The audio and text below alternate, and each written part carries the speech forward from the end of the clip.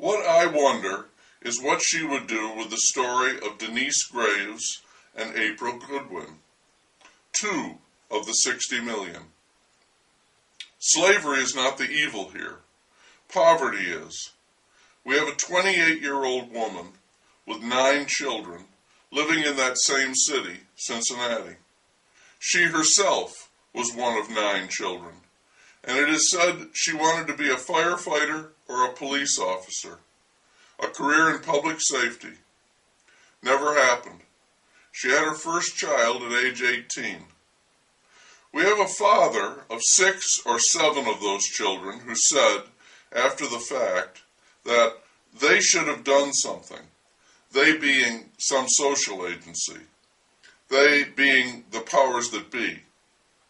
We have a record of arrests for prostitution. We have a boyfriend, unnamed, probably the father of April, definitely using crack cocaine, and leaving after the body of the child is found. When 6 of the children were separated from their mother by a social agency, by those powers that be, she suffered a nervous breakdown and had to be hospitalized twice. We have garbage and roaches and rats and children dressed in rags, living in filth and eating out of dumpsters. We have a woman turning over in the night and putting a plastic bag of rolls over the head of her 3-month-old child who is crying to quiet it so she can sleep. Morrison says in her book that women were prized under slavery for the babies they could breed. Breeding in poverty boosts the welfare check, that's what I hear. Denise Graves was known as Heidi. This Heidi didn't live with her kindly old grandfather in the mountains. There was nothing uplifting about her life. She supplanted her welfare money with cash she earned from selling herself for sex. But that money went for rent and then drugs, not food. Family members said she had become a mentally unbalanced crack cocaine addict. The crime in Morrison's book is hideous, and it indicts the system, slavery, under which it occurred. Slavery is the true horror. The same is true for this murder of April. Poverty caused this. Overwhelming poverty.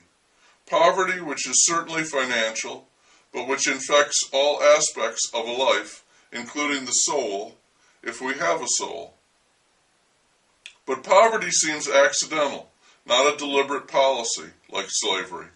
The choice here is not so awesome as the one in the book, the murder of a baby or slavery. Here, it is murder for a night's sleep. The unintentional killing was only the last event in an unintentional life. Poverty created human garbage. A life was thrown away thoughtlessly. April, named for the month in which she was born and barely survived, was smothered in July. Then came the outcry, the outrage. How could this have happened? Something must be done. Something should have been done. Why was nothing done? What shall we do? Child abuse, child neglect, family preservation, human services, 241 kids, all reasonable efforts, risk assessment scale. Let the chips fall where they may on baby April, Kuchenberger said. We are struggling with a caseload that is overwhelming us, Thomas said. Workers will undergo additional training, and plans are being made to give them portable telephones while in the field. They should have made her have her tubes tied, said her brother. You look at a woman like this, and you wish there was a better way to help her without hurting her rights, said Ms. Deerdorf. It was an utter failure of the welfare system that allows an unresponsible mother to have 9 children and be on welfare, Shabbat said. She did the best she could, Maul said.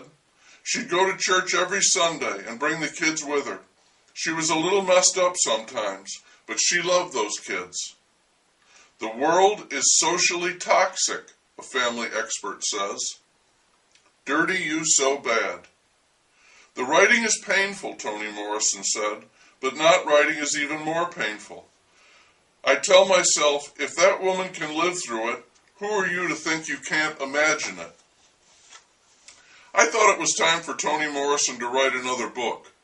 This, I thought, would be even more painful than her others. And when she was done, she could say again, this is not a story to pass on. And it was not passed on. No book was written. This sad, shameful tale was not redeemed by lyrical prose. Nobody won the Pulitzer Prize for this. Nobody made it into an opera. No one remembers.